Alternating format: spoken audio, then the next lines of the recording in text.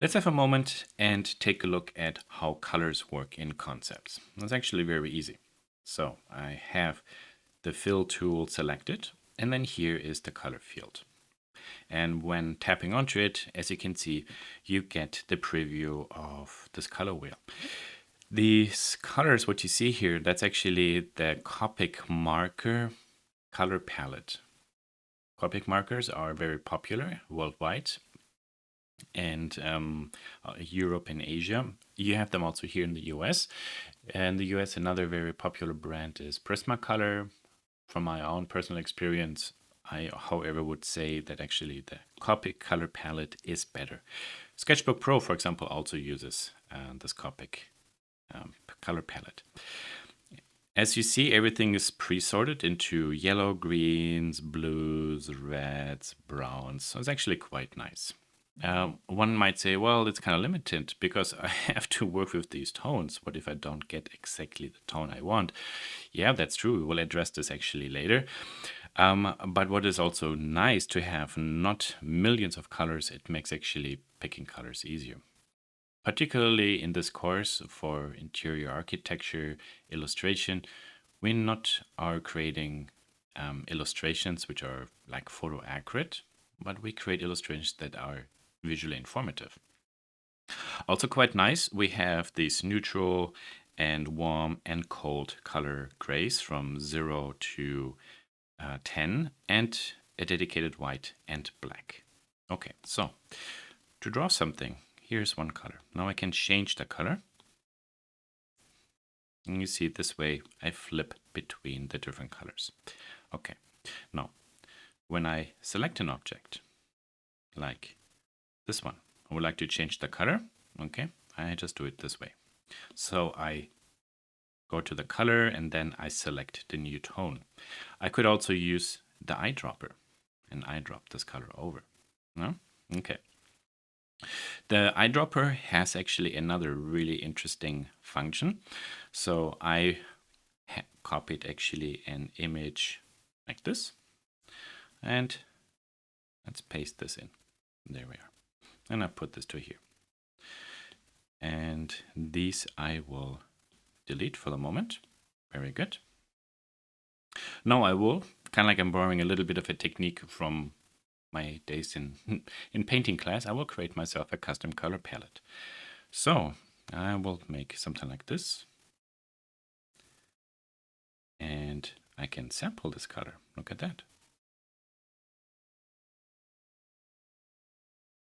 So with the eyedropper actually, I copy colors out. What is quite nice about this too is we are creating predefined colors. And then we can always go back and resample from these fields exactly the tone we would like to have instead of always having to remix the colors. Now, all this I can select, put into a corner, so I always have kind of like a masterpiece to sample from. Okay.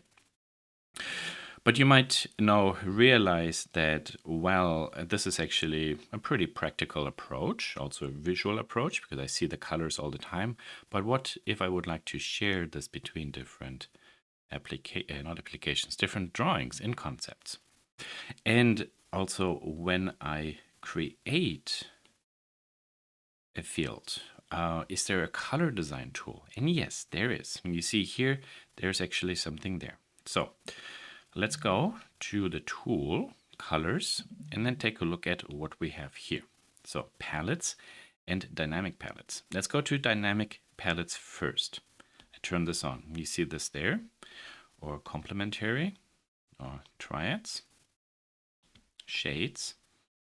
So when I now click actually and select a particular color, you see you get different shades.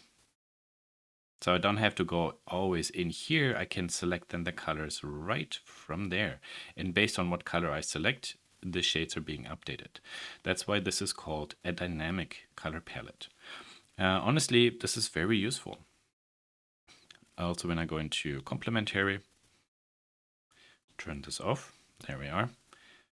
And you see, beautiful how this works.